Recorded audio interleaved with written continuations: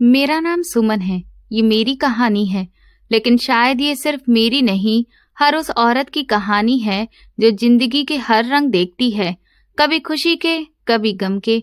आज जब मैं पीछे मुड़कर देखती हूँ तो यादें किसी पुरानी किताब के पन्नों की तरह एक एक कर खुलती जाती हैं।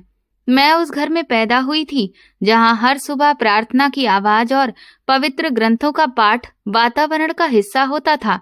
मेरे पिता पंडित जी यानी प्रदीप साहब मंदिर के पुजारी थे, बहुत शांत स्वभाव के, दयालु और सबके साथ प्यार से पेश आने वाले। आज भी मुझे उनके हाथों की गर्मी महसूस होती है जब वो फसल के बाद मेरे सिर पर हाथ फेरते और कहते, बेटी, सीखने वाला दिल कभी खाली नहीं रहता। मेरा एक ही भाई था जो कि मुझसे उम्र में बड़ा। बचपन में वो मुझे छोटे छोटे सबक देता और कहता, अगर तूने भी पूरा ग्रंथ याद कर लिया तो हम दोनों मिलकर एक साथ पाठ करेंगे। मैं हंसकर कहती, भाई, आपके जैसा बनना आसान नहीं। वो मुस्कुराकर जवाब देता, कोशिश करने वाले के लिए कुछ भी मुश्किल नहीं होता। हमारी जिंदगी सादी लेकिन बहुत खुशहाल थी। पिताजी को अपने बड़ों से दुकानें और घर विरासत में मिले थे। गुजारा अच्छा चल रहा था। वो हमेशा कहते थे, ये सब ईश्वर का दिया हुआ है, इसमें दूसरों का भी हक है। घर का माहौल धार्मिक था, मगर किसी भी किस्म की सख्ती नहीं थी, बस प्यार और अपनापन था। शाम को पिताजी हमें आंगन में बैठाकर संतों और महापुरुषों की कहानियां सुनाते, त्याग, भक्ति और करुणा की बातें। हम सब उन कहानियों में खो जाते। मेरी माँ को मैंने बहुत छोटे पर ही खो दिया था। बस धुंधली सी याद है कि वो रसोई में रोटी बनाते हुए मुझे गोद में बिठाया करती थी। उनके जाने के बाद पिताजी ने घर और हम दोनों बच्चों को सारी जिम्मेदारी खुद संभाली। मोहल्ले की औरतें अक्सर कहती, पंडित जी, आपने दोनों बच्चों की बहुत अच्छी परवरिश की है। और सच में ऐसा ही था। वक्त बीतता गया, भाई जवान हुआ, जिम्मेदार और समझदार भी। पिताजी ने उसकी शादी के लिए रिश्ता देखा और पहचान की रिश्तेदार की बेटी को पसंद कर लिया। सबको लगा ये रिश्ता बहुत शुभ होगा। शादी के दिन पिताजी बेहद खुश थे। मैंने पहली बार अपनी भाभी को दुल्हन के रूप में देखा। लाल और सुनहरे गोटे से जड़ा लहंगा जिसमें वो बहुत सुंदर लग रही थी। मैंने झिझकते हुए कहा, भाभी, आप तो बहुत प्यारी लग रही हैं। वो मुस्कुराई और बोली, और तुम भी बहुत प्यारी लगती हो, बस ये चोटियां खोल दो तो और भी सुंदर लगोगी। वो पहली मुलाकात थी जिसने मेरे मन में उनके लिए एक अपनापन छोड़ दिया। शादी के बाद जब भाभी हमारे घर आई तो घर का माहौल और भी प्यारा हो गया। वो पूजा पाठ की पाबंद थीं, बातों में मिठास थी और मोहल्ले की औरतें उनकी तारीफ करती। मैं रसोई में उनके साथ काम करती और वो हंसकर कहती, तुमसे सब सीख लूंगी, बस जरा हाथ नहीं चल पाता। मैं कहती, ये सब तो मुझे आपसे सीखना है भाभी। उन दिनों मेरा भी दिल चाहता था कि मेरी जिंदगी में भी कोई साथी आए। पिताजी कहा करते, बेटी, हम तुम्हारे लिए अच्छा रिश्ता ढूंढ रहे हैं, धैर्य रखो। मुझे पता था कि वो मेरे लिए नेक और समझदार पति चाहते हैं और मैं भी यही चाहती थी। मैं सोचती थी कि जिस घर में जाऊं वहां स्नेह और अपनापन हो। उन दिनों पिताजी की तबीयत कुछ कमजोर रहने लगी थी, लेकिन वो अपने काम से पीछे नहीं हटते थे। एक शाम जब वो घर लौटे तो चेहरा थका हुआ लग रहा था।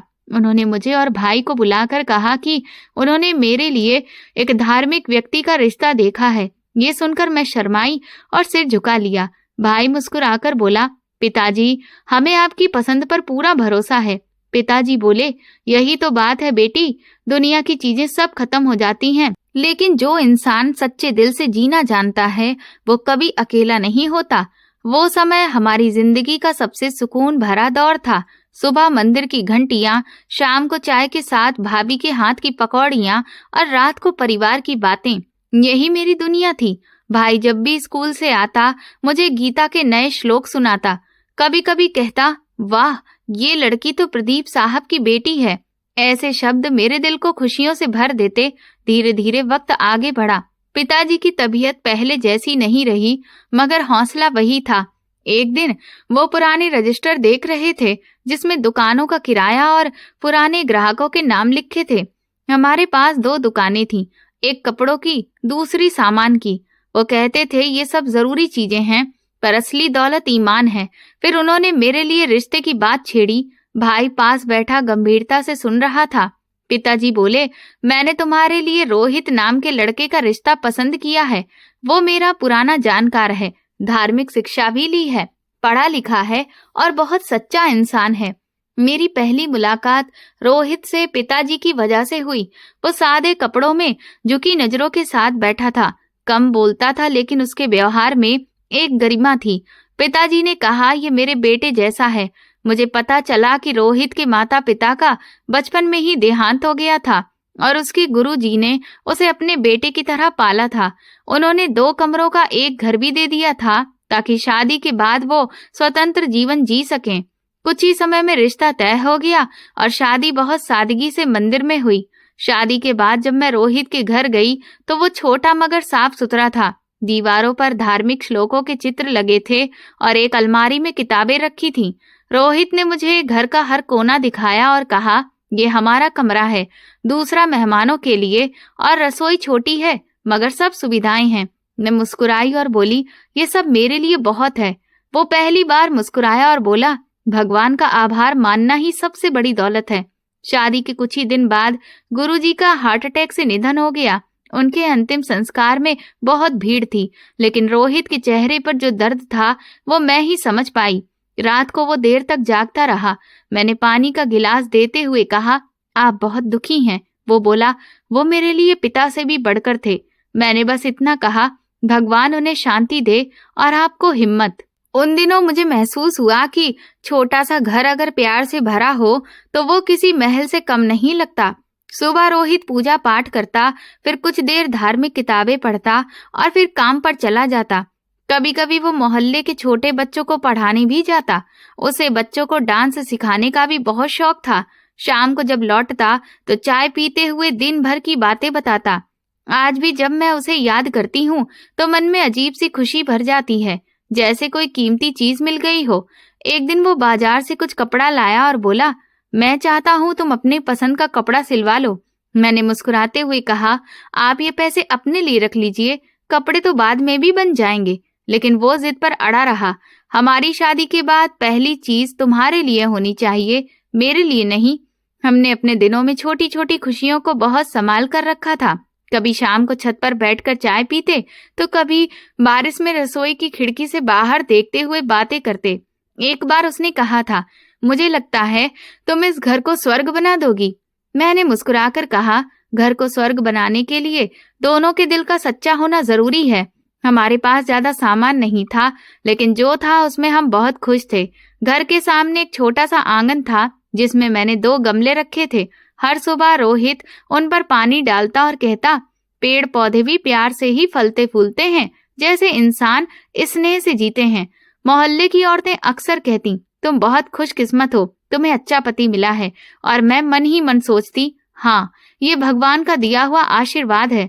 एक दिन मेरे पिता और भाई हमसे मिलने आए। उन्होंने रोहित से कहा, बेटा, पत्नी का ख्याल रखना, ये माँ के बाद सबसे कीमती रिश्ता होता है। उसने सिर झुकाकर कहा, भगवान की इच्छा से ये मेरे लिए एक अमानत है। शादी को कुछ ही महीने हुए थे और जिंदगी अपने ढंग से चल रही थी। रोहित हर दिन सुबह निकलता और दोपहर या शाम तक लौट आता। उस दिन भी निकलते हुए बोला, आज थोड़ा देर लग जाएगी, एक परीक्षा है, उसके बाद लौटूंगा। मैंने हंसते हुए कहा, वापसी पर जरा चाय की पत्तियां लेते आना, खत्म हो गई हैं। उसने सिर हिलाया और चला गया। दोपहर ढल गई, लेकिन वो वापस नहीं आया। मैंने सोचा शायद परीक्षा लंबी हो गई होगी। तभी दरवाजे पर दस्तक हुई। दरवाजा खोला तो सामने 2 आदमी खड़े थे जिन्हें मैंने उनके स्कूल में देखा था। उनके चेहरे पर गहरी गंभीरता थी। उनमें से एक ने कहा, बहन हिम्मत रखिए, उन्हें दिल का दौरा पड़ा है। इसके बाद क्या हुआ मुझे कुछ याद नहीं। कानों में आवाजें गूंजने लगी, आंखों के आगे अंधेरा छा गया। जब होश आया तो देखा मेरे रोहित का शरीर सफेद चादर में लिपटा हुआ था। मेरा सब कुछ एक पल में खत्म हो गया था। बस एक बार मैंने उसका चेहरा देखा, जैसे वो सो रहा हो। घर में अंतिम संस्कार की तैयारी हो रही थी। मोहल्ले वाले, उसके छात्र और शिक्षक सब आए। वो मेरे जीवन का सबसे बड़ा सदमा था। उस वक्त मेरा बेटा सिर्फ 1 महीने का था। मैंने ठान लिया कि अपनी दुख की घड़ी में मैं यहीं अपने पति के घर में ही बिताऊंगी। कुछ रिश्तेदार बोले, भाई के घर चलो, वहां सहारा मिलेगा। लेकिन मैंने साफ कहा, ये घर मेरे पति का है, मैं यहीं रहूंगी जहां उनकी यादें बसी हैं। शुरुआत में भाई एक दो बार मिलने आया, लेकिन भाभी कभी साथ नहीं आई। वो हमेशा किसी न किसी काम में लगी रहती। मैंने खुद को समझाया, शायद मुझसे ऐसे वक्त में मिलना उनके लिए मुश्किल होता होगा। पर वक्त बीतता गया और मेरी तन्हाई बढ़ती गई। एक दिन मेरी दूर की बुआ आई। उम्र दराज थी पर बहुत हिम्मत देने वाली। उन्होंने कहा, बेटी ये ऊपर वाले की परीक्षा है, धैर्य रखो। वो कुछ दिन मेरे पास रहीं, खाना बनाती, बच्चे को गोद में लेकर सुला देती, पुराने किस्से सुनाती और कहती, कभी कभी जिंदगी में अकेले ही चलना पड़ता है। जब वो चली गई तो घर और भी खामोश लगने लगा। जाते जाते बोली, काश मैं तेरे पास रह पाती, पर मेरी तबीयत अब साथ नहीं देती। मैंने उनका हाथ पकड़कर कहा, आपका दिया हुआ समय ही मेरे लिए बहुत है। वो रोते हुए चली गई और जैसे ही दरवाजा बंद हुआ, लगा जैसे मेरा एक और सहारा चला गया। उन दिनों भाई की तरफ से कोई खबर नहीं आई, न फोन न चिट्ठी। मैं सोचती शायद वो काम में व्यस्त होगा। मोहल्ले की औरतों से सुनती कि मेरी भाभी बहुत नेक है, सबकी मदद करती हैं, बीमारों के लिए चंदा जुटाती हैं। मैं बस सिर झुका लेती और मन ही मन सोचती, शायद मेरे लिए नहीं। दिन यूं ही गुजरते रहे। सुबह की धूप में मैं बेटे को दूध पिलाती, घर के छोटे मोटे काम करती, बारिश में छत से टपकता पानी बर्तनों में इकट्ठा करती और उन लम्हों में रोहित को बहुत याद करती। वो हमेशा कहता था, ऐसे मौसम में चाय का मजा ही कुछ और होता है। कई बार मन करता भाई के घर जाऊं, पर फिर सोचती पता नहीं वहां कौन सा मिजाज देखकर लौट आना पड़े। अब मैं खुद को घर की चार दीवारी में समेट चुकी थी। मोहल्ले में किसी से ज्यादा बात नहीं करती थी। बस बेटे की मुस्कान ही मेरी सबसे बड़ी खुशी थी। जब वो अपने छोटे छोटे हाथों से मेरा दुपट्टा पकड़ता तो मुझे फिर से जीने की ताकत मिलती। मैं सोचती अब यही मेरा सहारा है, मैं इसे अपने पिता जैसा नेक और सच्चा बनाऊंगी। मगर वक्त बीतने के साथ जिंदगी का बोझ बढ़ता गया। राशन कम होने लगा। कुछ बर्तन बेचकर जरूरी चीजें खरीदी, लेकिन वो भी ज्यादा दिन नहीं चला। एक सुबह जब मैंने बेटे के लिए दूध का डिब्बा खोला तो उसमें बस 2 चम्मच दूध निकला। मैंने सोचा शायद शाम तक कोई मदद मिल जाए, लेकिन ऐसा नहीं हुआ। अगली सुबह बेटा भूख से रोते हुए उठा और मेरे पास उसे देने के लिए कुछ भी नहीं था। मैंने पानी में चीनी घोलकर उसे पिलाने की कोशिश की, लेकिन उसने मुंह फेर लिया। उसका कमजोर चेहरा और लगातार रोना मेरे दिल पर बहुत भारी पड़ रहा था। खुद तो मैं भूखी रह सकती थी, लेकिन बेटे की भूख अब मेरी बर्दाश्त से बाहर हो चुकी थी। उन दिनों मेरे भाई की तरफ से कोई खबर नहीं आई थी। 4 महीने बीत चुके थे और वो एक बार भी मिलने नहीं आया था। कई बार मेरा मन होता कि खुद जाकर देख लूं कि वो कहाँ है, लेकिन घर से बाहर निकलने की हिम्मत और हालात ने मुझे अपने ही घर की दीवारों तक सीमित कर दिया था।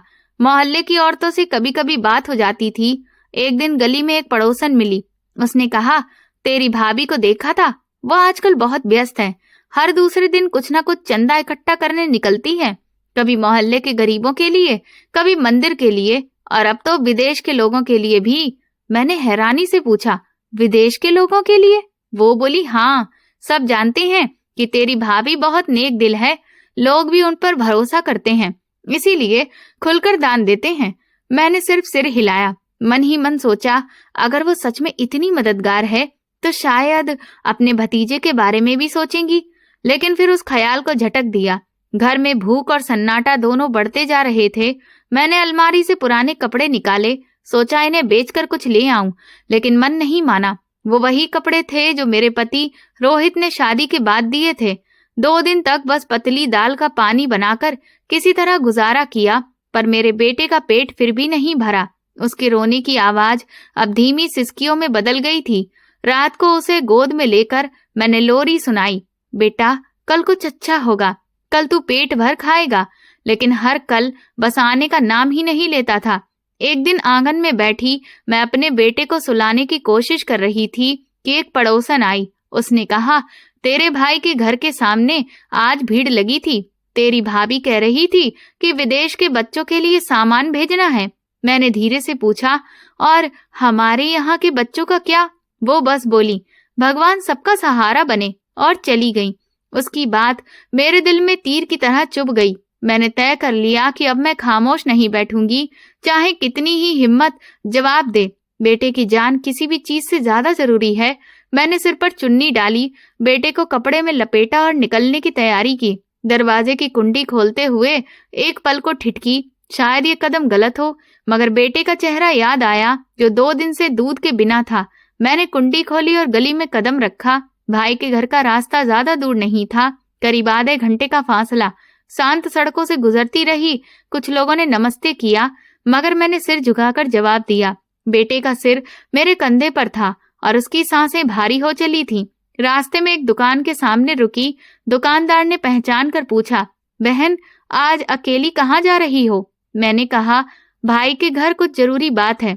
उसने आशीर्वाद दिया और पीछे हट गया। जब मैं भाई के घर के पास पहुंची तो देखा, सच में वहां भीड़ लगी थी। कोई पैसे दे रहा था, कोई थैले भरकर सामान लाया था। भाभी बाहर खड़ी थी, सिर ढका हुआ और हाथ में रसीदों की किताब थी। वो कह रही थी, आपका दिया हुआ हर रुपया जरूरतमंद बच्चों तक जरूर पहुंचेगा। कुछ पल मैं दरवाजे से दूर खड़ी रही, सोचने लगी, यही वो औरत है जो कभी मेरे लिए बहन जैसी थी। शायद अब भी उसके दिल में मेरे लिए कुछ जगह बाकी हो। हिम्मत जुटाकर मैं आगे बढ़ी और दरवाजा खटखटाया। भाभी ने दरवाजा खोला। मेरा चेहरा देखकर हैरान हुई, फिर बोली, हाँ, तुम यहाँ कैसे? मैंने धीमे आवाज में कहा, भाभी, मैं आपसे मिलने के लिए अंदर आ सकती हूँ? उन्होंने कुछ पल सोचा, नजरें इधर उधर दौड़ाई, फिर पूछा, क्या बात है? मैंने बेटे को थोड़ा ऊपर उठाया ताकि वो देख सकें। भाभी, 2 दिन से इसे दूध नसीब नहीं हुआ, घर में अनाज भी खत्म हो गया। सोचा शायद आप कुछ मदद कर देंगी। उनके चेहरे पर सख्ती उतर आई। उन्होंने कहा, ये चंदा जरूरतमंद लोगों के लिए है, तुम्हारे लिए नहीं। लोगों ने ये पैसा इंसानियत के नाम पर दिया है। मैंने धीरे से कहा, मैं पैसे नहीं मांग रही भाभी, बस थोड़ा सा दूध चाहती हूँ, सिर्फ आज के लिए। लेकिन उन्होंने बीच में ही बात काट दी। सुमन, तुम्हें पता है, मैं अपनी जिम्मेदारी में बेईमानी नहीं कर सकती। मैं चुप रह गई। एक पल को सोचा शायद मान जाएंगी, लेकिन उनके चेहरे पर जरा भी नरमी नहीं थी। गली में चारों ओर नजर डाली, लोग अभी भी चंदा दे रहे थे। मेरे दिल में अजीब सी बेबसी उतर आई। मैंने बेटे को कसकर गले लगाया और बस इतना कहा, ठीक है भाभी, मैं समझ गई। ये कहते हुए मैं पलटी, मगर मेरे कदम पहले से कहीं ज्यादा भारी लग रहे थे। घर लौटते हुए मुझे लगा जैसे रास्ते की दूरी पहले से दोगुनी हो गई हो। घर पहुंचकर मैंने बेटे को अपने पास किया और सोचती रही, शायद मुझे फिर से जाना पड़ेगा, लेकिन इस बार किसी और के पास। अगर आज पिताजी जिंदा होते तो ये नौबत नहीं आती। अगले दिन मैंने हिम्मत जुटाई कि फिर से भाई के घर जाऊं। पिछली बार भाभी की बात बहुत बुरी लगी थी, लेकिन दिल में कहीं ना कहीं उम्मीद थी कि शायद आज उनका दिल थोड़ा सा नरम हो जाएगा। मैंने अपने बेटे को चादर में लपेटा, उसका नन्हा सा चेहरा सीने से लगाया और धीरे धीरे चलते हुए उसी गली में पहुंची जहां भाई का घर था। इस बार दरवाजे के आगे कोई भीड़ नहीं थी। मैंने धीरे से कुंडी खटखटाई। थोड़ी देर बाद दरवाजा खुला। भाभी सामने खड़ी थीं। उनके चेहरे पर हैरानी और थकान दोनों झलक रही थी। उन्होंने मुझे ऊपर से नीचे तक देखा और बोली, हाँ जी, फिर आ गई तुम? मैंने धीरे से कहा, भाभी, मैं भाई से मिलना चाहती हूँ। वो कुछ पल के लिए चुप रही, फिर बोली, भाई को गए हुए 2 महीने हो गए हैं, वो विदेश जा चुके हैं। ये सुनकर मेरे अंदर जैसे सब कुछ खाली हो गया। मैंने धीमे स्वर में कहा, उन्होंने बताया भी नहीं? भाभी ने कंधे उचकाते हुए कहा, शायद वक्त नहीं मिला बताने का, या सोचा होगा तुम्हें खुद पता चल जाएगा। मेरे दिल में उदासी की लहर दौड़ गई। 4 महीने से एक बार भी वो नहीं आए और अब पता चला कि वो देश से बाहर हैं। मैंने धीरे से कहा, भाभी, क्या मैं अंदर आ सकती हूँ? उन्होंने थोड़ा सख्त स्वर में पूछा, क्यों, क्या चाहिए तुम्हें? मैंने नजरें झुकाकर कहा, भाभी, अंदर बैठकर बात कर लेते हैं, गली में सब सुन रहे हैं। वो कुछ देर तक चुप रही, फिर लंबी सांस लेकर बोली, चलो अंदर आ जाओ, लेकिन जल्दी बात करके जाना। मैं अंदर गई तो देखा कोने में कुछ थैले रखे थे जिन पर मुफ्त सहायता लिखा था। उन पर कई नाम लिखे हुए थे।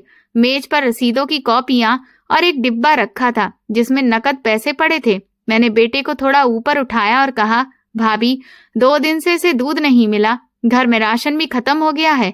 सोचा आपसे कह दूं थोड़ा सा दूध दे दीजिए। उन्होंने तुरंत सख्त आवाज में कहा, ये सहायता विदेश में पीड़ित लोगों के लिए है, तुम्हारे लिए नहीं।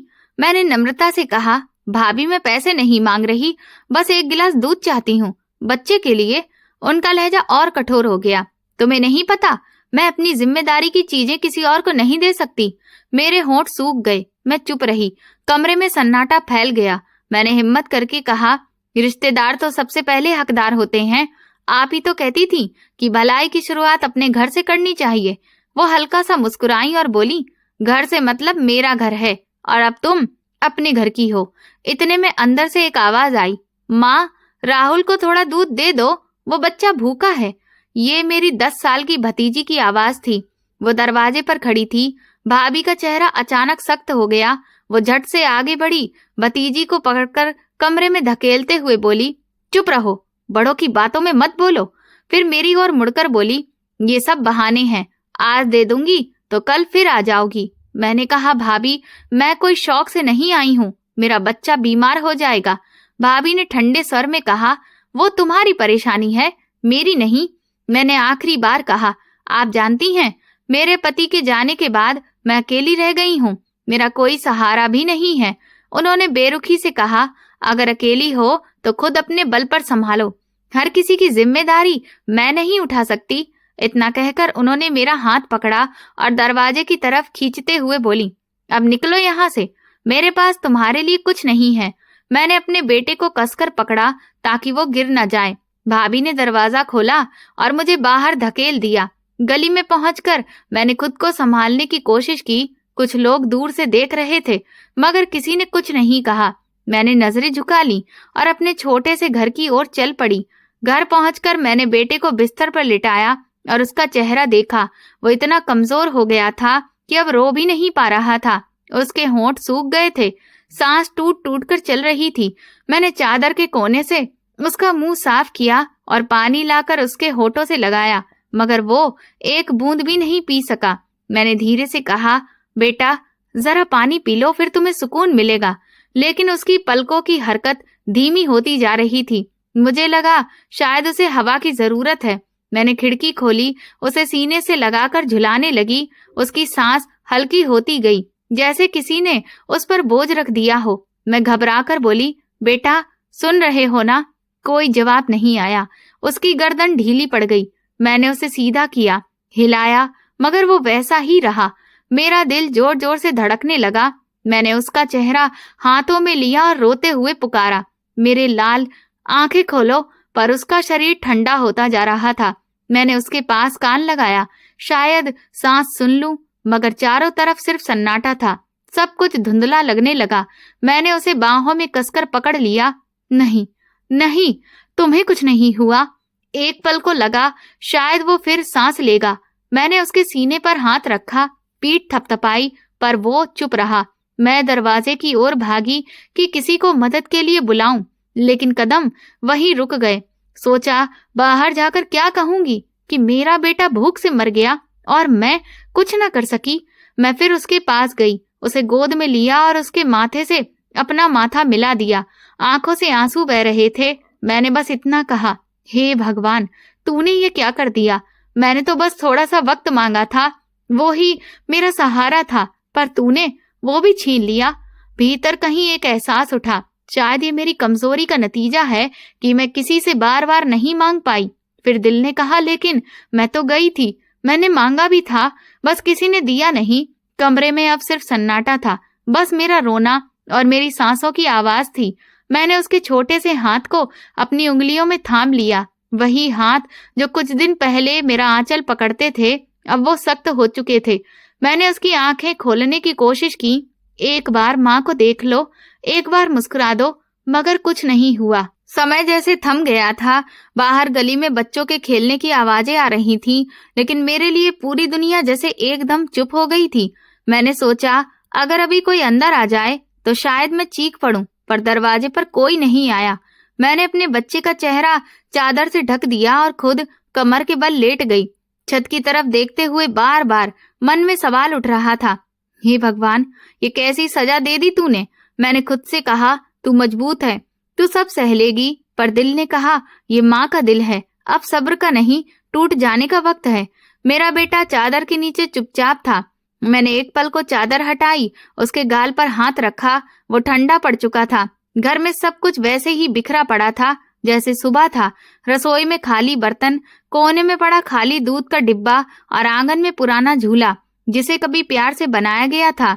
उसी झूले में मेरा बेटा बैठा करता था, अब वो कभी उसमें नहीं बैठेगा। मैंने सोचा, काश अगर मैं कल अपने भाई के घर चली जाती या किसी से उधार मांग लेती तो शायद ये दिन ना देखना पड़ता। मगर अब सोचने का क्या फायदा, जो चला गया वो तो वापस नहीं आएगा। मैंने अपने बच्चे को फिर गोद में लिया, सीने से लगाया और रोते हुए बोली, बेटा तू भूख से नहीं, मेरी मजबूरी से मर गया है। रात कट गई पर वो मेरे पास चुपचाप लेटा रहा।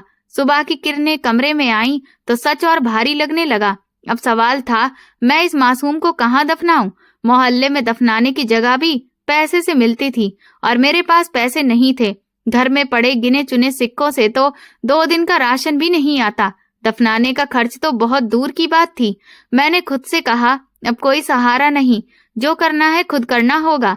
मैं आंगन में खड़ी होकर जमीन को देखने लगी। यही वो जगह थी जहां मेरे बच्चे ने पहली बार मुस्कुराकर आसमान की तरफ देखा था। यही वो जगह थी जहां मैंने उसे कपड़ों की रस्सी से झूला बनाया था और आज यही जगह उसकी आखिरी ठिकाने में बदलने वाली थी। मैं कमरे में गई, एक पुरानी चादर निकाली, अपने बेटे को उसमें लपेटते हुए मेरा दिल टुकड़ों में बिखरता जा रहा था। मैंने धीरे से कहा, बेटा ये तेरी आखिरी चादर है। उसके माथे पर हाथ फेरा, उसे प्यार से टिकाया और चादर को अच्छे से बांध दिया ताकि कोई सिरा खुला न जाए। फिर मैं आंगन के कोने में गई जहां एक पुराना फावड़ा पड़ा था जो मेरे पति ने कभी घर की मरम्मत के लिए खरीदा था। मैंने उसे उठाया और जमीन पर पहला वार किया। मिट्टी की पहली परत टूटी तो एक अजीब सा दर्द मेरे हाथों से पूरे शरीर में उतर गया। हर फावड़ा चलाने के साथ यादें उमड़ पड़ी। कभी उसका पहला कदम, कभी पहली बार माँ कहना। मिट्टी के साथ साथ मेरी आंखों से आंसू भी बहते रहे। मैं खुद को संभालने की कोशिश करती रही पर हाथों की कमजोरी साफ महसूस हो रही थी। फिर भी खोदती रही। इतने में पड़ोस की एक औरत दीवार के पार से झांक कर बोली, क्या कर रही हो? मैंने नजर झुकाकर कहा, अपने बेटे के लिए जगह बना रही हूँ। वो कुछ देर चुप रही, फिर धीमे से बोली, भगवान तुम्हें हिम्मत दे, और चली गई। जब गड्ढा तैयार हो गया तो मैंने फावड़ा एक तरफ रखा, अपने बेटे को चादर समेत उठाया। वो अब कितना हल्का लग रहा था, जैसे बोझ कम हो गया हो, पर दिल का दर्द और बढ़ गया था। मैंने उसे गड्ढे में रखा। मन तो चाह रहा था उसका चेहरा एक आखिरी बार देख लूं, पर मुझे पता था कि ऐसा किया तो मैं बिखर जाऊंगी, इसलिए चादर को वैसे ही रहने दिया। फिर मैंने मिट्टी डालना शुरू किया।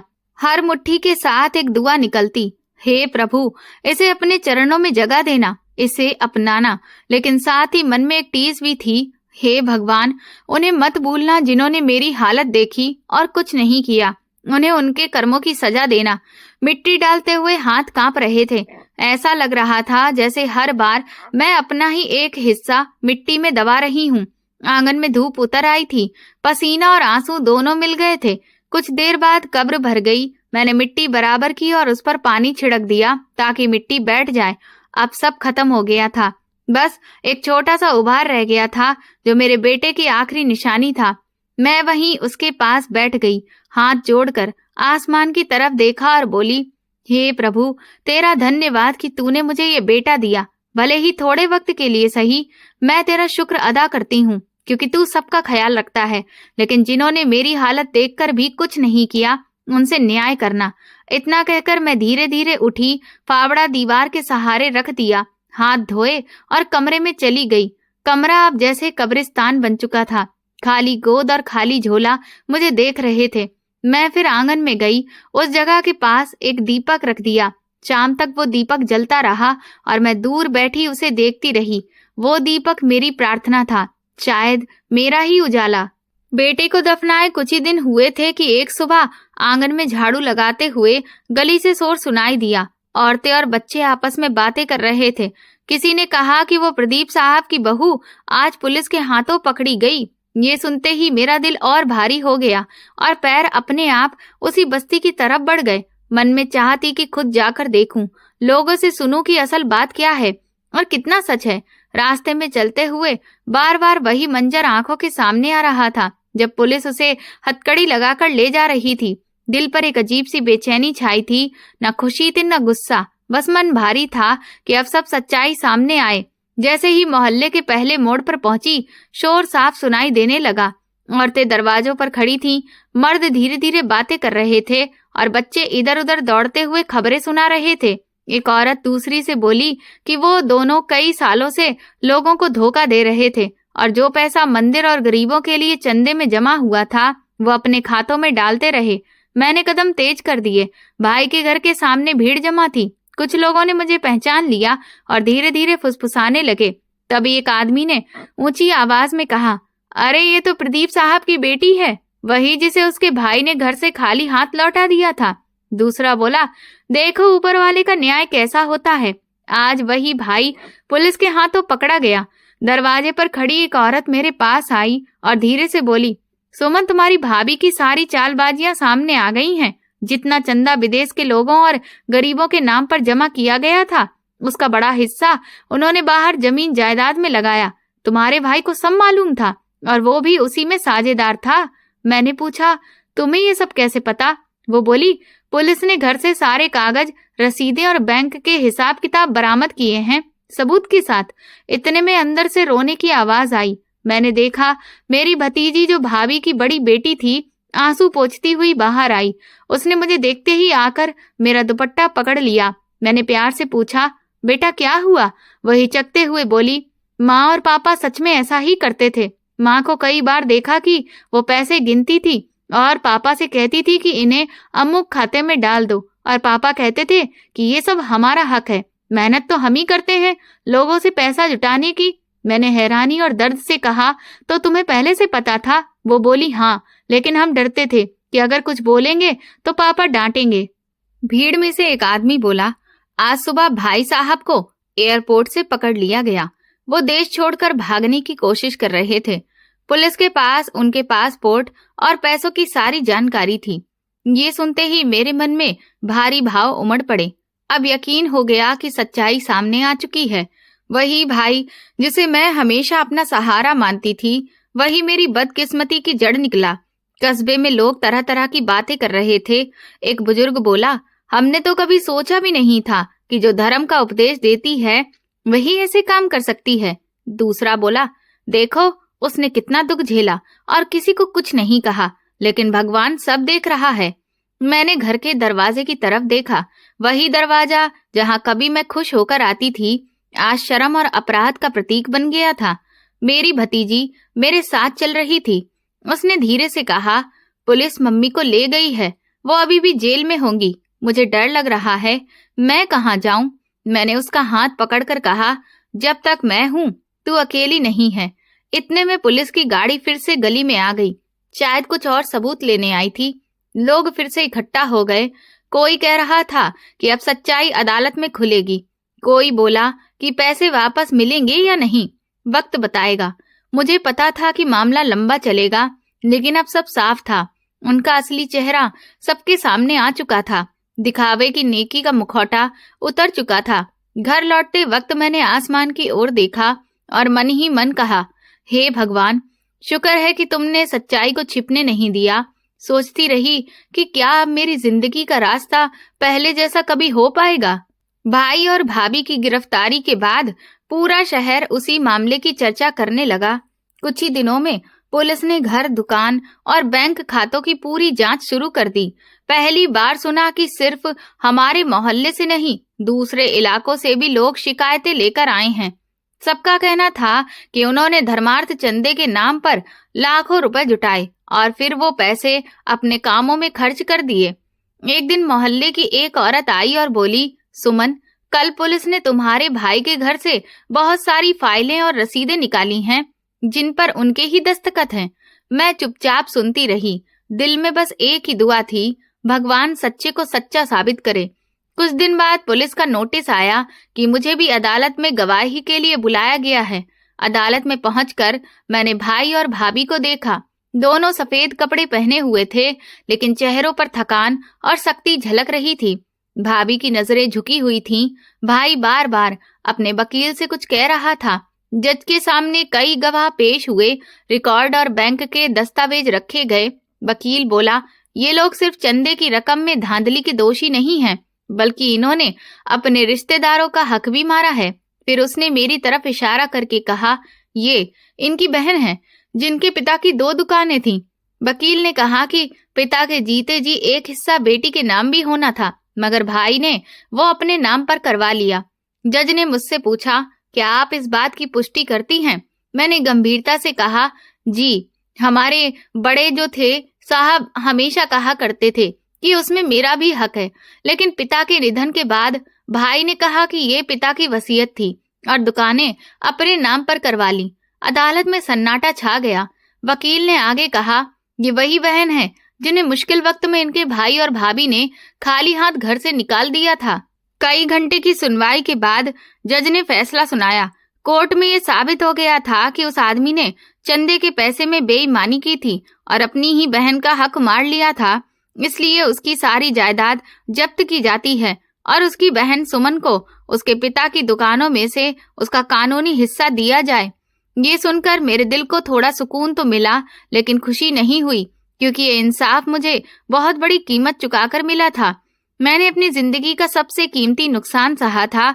जज ने आगे कहा कि सुमन के भाई और भाभी पर आपराधिक केस दर्ज किया जाए और जब तक मुकदमा पूरा नहीं होता दोनों जेल में रहेंगे। पुलिस ने उन्हें हथकड़ी लगाई और कोर्ट से बाहर ले गई। जब मैं बाहर आई तो एक पुलिस वाले ने कहा, अगर आप चाहें तो जेल में उनसे मिलने जा सकती हैं। मैंने सोचा शायद मुझे जाना चाहिए, क्योंकि दिल में बहुत से सवाल थे। कुछ दिन बाद मैं जेल के मुलाकात वाले कमरे में बैठी थी। थोड़ी देर बाद भाभी को अंदर लाया गया। वो कुर्सी पर बैठते ही रो पड़ी और बोली, सुमन, मुझे पता है तुम्हारी बद्दुआ ही लगी है। मैंने धीरे से कहा, मैंने तुम्हें कभी बद्दुआ नहीं दी। वो हैरान होकर बोली, फिर ये सब क्यों हुआ? मैंने उसकी आंखों में देखकर कहा, ये तुम्हारे कर्मों का फल है। तुमने भलाई के नाम पर छल किया, लोगों का हक मारा और सबसे बढ़कर अपने ही रिश्तेदार को मुश्किल वक्त में घर से निकाल दिया। उसने नजरें झुकाते हुए कहा, मैंने गलती की। मैंने सोचा भी नहीं था कि सब यूं पलट जाएगा। मैंने कहा, अब सोचने का वक्त बीत गया है, अब बस भगवान से माफी मांगो। तभी मुलाकात खत्म होने का इशारा मिला। मैं उठी और बाहर आकर आसमान की ओर देखा। मेरे दिल में भगवान के लिए कृतज्ञता थी कि उन्होंने मेरे लिए इंसाफ का रास्ता खोला, चाहे देर से ही सही। कुछ दिनों बाद मुझे दुकान का कब्जा मिल गया, वही दुकान जिस पर मेरा हक था, लेकिन मुझसे छीन ली गई थी। मैं वहां खड़ी होकर सोच रही थी, अब ये जगह मेरी मेहनत और मेरा सहारा बनेगी। ये एक नए सफर की शुरुआत थी, जो इस कड़वे सच पर टिकी थी कि अपने रिश्ते भी लालच में अंधे हो सकते हैं। जब मैं पहली बार दुकान के शटर के सामने खड़ी हुई तो अजीब सा एहसास हुआ। ये वही दुकान थी जिसे मैं सालों तक बस गुजरते वक्त देखा करती थी। अब चाबी मेरे हाथ में थी और शटर उठाने की हर आवाज मुझे नई उम्मीद दे रही थी। मैंने ताला खोला, शटर उठाया और अंदर कदम रखा। अंदर धूल जमी थी, कुछ पुराने रैक पड़े थे, एक टूटी हुई स्टूल और कोने में खाली अलमारी रखी थी। मैंने गहरी सांस ली और सोचा, यही मेरा नया आरंभ है, चाहे कितना भी साधारण क्यों ना हो। पहले कुछ दिन मैंने दुकान की सफाई में लगा दिए। मोहल्ले की 2 औरतों को बुलाया और कहा, बहन जरा झाड़ू पोछा कर दो और ये रैक भी साफ कर दो। उनमें से एक बोली, हमने तो सोचा भी नहीं था कि ये दुकान फिर कभी खुलेगी। ईश्वर तुम्हें तरक्की दे। सफाई के बाद मैंने सोचा कौन सा काम शुरू करूं। पूंजी बहुत कम थी, इसीलिए मैंने कपड़ों का छोटा सा व्यापार शुरू करने का फैसला किया। मैं बाजार से महिलाओं के कपड़े, दुपट्टे और बच्चों के कपड़े लेकर आई और दुकान में सजा दिए। हर कपड़ा हाथ में लेते हुए मैं सोचती कि शायद इससे किसी बच्चे की मुस्कान या किसी औरत की खुशी जुड़ी होगी। पहले दिन ज्यादा ग्राहक नहीं आए, लेकिन शाम को एक बुजुर्ग औरत आई। उसने कहा, बेटी मेरे पोते के लिए एक जोड़ी कपड़े दिखाओ। मैंने मुस्कुराकर कहा, ये देखिए, ये कपड़ा मुलायम भी है और रंग भी अच्छा है। उन्होंने कपड़ा खरीदा और जाते जाते आशीर्वाद दिया, ईश्वर तुम्हारे काम में तरक्की दे। दिन बीतते गए और दुकान में धीरे धीरे चहल पहल बढ़ने लगी। मोहल्ले के बच्चे अपनी माओं के साथ आते, कोई दुपट्टा पसंद करता तो कोई छोटी सी फ्रॉक। मैं हर ग्राहक से बहुत विनम्रता से बात करती, क्योंकि मुझे पता था कि इस तेज दुनिया में थोड़ी सी नरमी भी किसी के मन को सुकून दे सकती है। शाम को जब दुकान बंद करके घर लौटती तो आंगन में बैठकर अपने बेटे राहुल की यादों में खो जाती। मिट्टी पर हाथ फेरते हुए कहती, बेटा तुम्हारी माँ ने हार नहीं मानी है। ये दुकान तुम्हारे और तुम्हारे पिता के नाम है। एक दिन एक और ग्राहक आई। उसके साथ में 2 छोटी बेटियां थीं। उसने धीरे से कहा, बहन, ये कपड़ा बहुत पसंद आया है, लेकिन पैसे थोड़े ज्यादा हैं, कुछ कम कर दोगी? मैंने मुस्कुराकर कहा, जितना तुम दे सकती हो उतना ही दे दो। वो हैरान होकर बोली, तुम्हें नुकसान नहीं होगा? मैंने कहा, ये नुकसान नहीं, किसी का आशीर्वाद है। उस पल की बात मेरे दिल में बीज की तरह जम गई। मैंने सोचा, अगर चाहूं तो इस दुकान से मैं ना सिर्फ अपना गुजारा चला सकती हूँ, बल्कि दूसरों की मदद भी कर सकती हूँ। उसी दिन मैंने ठान लिया कि अब आगे का जीवन गरीब और अनाथ बच्चों की भलाई में लगाऊंगी। मैंने एक योजना बनाई। पहला कदम ये कि दुकान के मुनाफे का एक हिस्सा जरूरतमंद बच्चों के लिए रखा जाएगा। दूसरा कि सर्दियों में उनके लिए गर्म कपड़ों का इंतजाम होगा। और तीसरा कि उनकी पढ़ाई लिखाई की व्यवस्था की जाएगी। जब मैंने ये योजना मोहल्ले की एक औरत को बताई तो वो मुस्कुराई और बोली, तुम्हारे जैसा दिल सबको नहीं मिलता, हम भी तुम्हारे साथ हैं। कुछ दिनों बाद मैंने दुकान में एक छोटा सा डिब्बा रखा जिस पर लिखा था, जरूरतमंद बच्चों के लिए दान पेटी। जो भी ग्राहक खरीदारी करता कुछ सिक्के या नोट उसमें डाल देता। शाम को जब मैं वो डिब्बा बंद करती तो दिल में खुशी होती कि ये पैसा किसी की तकलीफ कम करेगा। दुकान का काम बेहतर होता गया और उस डिब्बे में रोज थोड़ा थोड़ा पैसा जमा होने लगा। हर शाम जब मैं उसे देखती तो सोचती, ये पैसा किसी बच्चे के बैग में किताबें डलवाएगा, किसी के चेहरे पर मुस्कान लाएगा, किसी भूखी माँ की आंखों से आंसू रोक देगा। मेरे दिल में बस एक ही चाह थी कि ये मदद सही तरीके से और ज्यादा से ज्यादा लोगों तक पहुंचे। कई हफ्तों की मेहनत के बाद मैंने एक संस्था बनाने का फैसला किया। उसका नाम रखा अमानत और नीचे लिखा, किसी भूखे बच्चे की जरूरत आपकी जिम्मेदारी है। काम शुरू करने के लिए मैंने दुकान के पास ही एक पुराना मकान किराए पर लिया। उसमें 2 कमरे और एक छोटा सा आंगन था। एक कमरे को मैंने बच्चों की पढ़ाई के लिए बना दिया, दूसरे में खेलने का सामान रखा और आंगन में लंबी बेंच के साथ कुछ पौधे लगाए। फिर मोहल्ले की कुछ औरतों और अपने नियमित ग्राहकों को बुलाया। सब हैरान थे कि ये सब इतना जल्दी कैसे हो गया। मैंने मुस्कुराकर कहा, ये सब भगवान का काम है और आप सबकी दुआओं का नतीजा है। पहले ही दिन 10 बच्चे आ गए, कुछ अनाथ, कुछ वे जिनके माता पिता बीमार या बेरोजगार थे। मैंने सबको शाम तक रोक लिया और उनके लिए नाश्ता रखा। एक बच्चा प्लेट देखकर बोला, आंटी, क्या हम रोज यहीं खाना खा सकते हैं? मैंने उसके सिर पर हाथ फेरते हुए कहा, हाँ बेटा, रोज, और पेट भरकर खाना खाओ। कक्षा में बच्चों को पढ़ाने के लिए एक शिक्षिका थी जो बहुत कोमल स्वभाव की थी। वो बच्चों को धीरे धीरे पढ़ाती और बीच बीच में कहानियां सुनाती। दूसरे कमरे में बच्चे खिलौनों से खेल रहे थे। एक छोटी बच्ची गुड़िया को गोद में लिए बार बार कह रही थी, ये मेरी बेटी है, मैं इसे भूखा नहीं रखूंगी। उसकी बात सुनकर मेरा दिल कांप गया, लेकिन चेहरे पर मुस्कान रखते हुए मैंने कहा, हाँ बेटी, माँ का यही कर्तव्य होता है। दोपहर में बच्चों को खाना दिया जाता, किसी दिन चावल और दाल, किसी दिन रोटी और सब्जी और कभी कभी मीठे में खीर। जब मैं बच्चों के चेहरों की संतुष्टि देखती, दिल में कृतज्ञता से दीप जल उठता। मैं सोचती, राहुल, ये सब तुम्हारी वजह से है। फिर कुछ हफ्तों बाद आसपास के मोहल्लों के अलावा दूसरे इलाकों से भी लोग आने लगे। कुछ लोग दान देने आते तो कुछ जरूरतमंद बच्चों को लेकर। मैं सबको यही समझाती कि ये स्थान केवल उन बच्चों के लिए है जिनका कोई सहारा नहीं है। एक दिन एक औरत 2 बच्चों के साथ आई। उसने कहा, बहन, मेरे पति का निधन हो गया है। मैं सिलाई करके किसी तरह गुजारा करती हूँ, लेकिन बच्चे कई बार भूखे रह जाते हैं। मैंने कहा, चिंता मत करो, अब ये बच्चे हमारे हैं। बच्चों ने मेरी ओर देखकर मुस्कुराते हुए कहा, माँ कहती है आप बहुत अच्छी हैं। मैंने आंखों की नमी छुपाते हुए कहा, हम सब अच्छे हैं। जब हमारे दिल में दूसरों का दुख होता है, हर शाम जब मैं बच्चों को छोड़कर घर लौटती तो उनकी हंसी खुशी की गूंज आंगन में रह जाती। वही हंसी मेरे दिल की दवा बन गई थी। मैं जानती थी कि मैं सबकी परेशानियां हल नहीं कर सकती, पर इतना जरूर कर सकती हूँ कि किसी बच्चे को भूख से मरने ना दूं। एक रात बहुत दिनों बाद मैं अकेली आंगन में बैठी थी। दीपक जल रहा था और उसकी रोशनी में बच्चों के छोटे छोटे जूते और किताबें रखी थीं। मैंने आसमान की ओर देखा और प्रार्थना की, हे भगवान, जिस दिन मेरी आंखें बंद हों उस दिन तक इस जगह की रोशनी यूं ही जलती रहे। कोई बच्चा भूख से न मरे, कोई माँ इतनी लाचार न हो कि उसे अपने बच्चे को दफनाना पड़े। आंगन के एक कोने में मैंने अपने बेटे के नाम का एक छोटा सा बोर्ड लगाया। राहुल सभागार, यही वो जगह थी जहां बच्चे कहानियां सुनते, गीत गाते और छोटे छोटे सपने बुनते थे।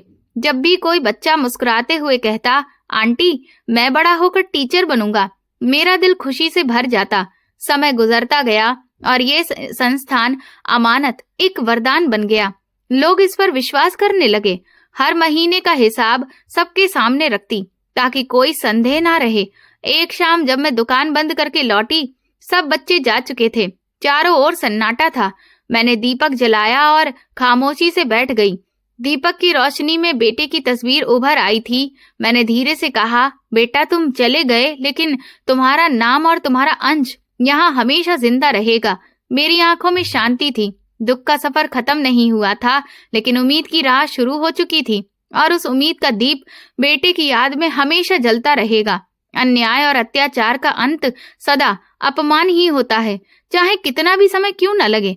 सच्चे इरादे और निष्कपट मनुष्य दूसरों के लिए उम्मीद का आधार बन जाते हैं। तो दोस्तों, आपको हमारी ये कहानी कैसी लगी, मुझे कमेंट सेक्शन में जरूर बताएं। मेरे चैनल को सब्सक्राइब कर वीडियो को लाइक कर दें और वीडियो को हाइप भी दें। ऐसी और भी रोमांचक कहानियां सुनने के लिए मेरे चैनल को जरूर सब्सक्राइब करें। धन्यवाद।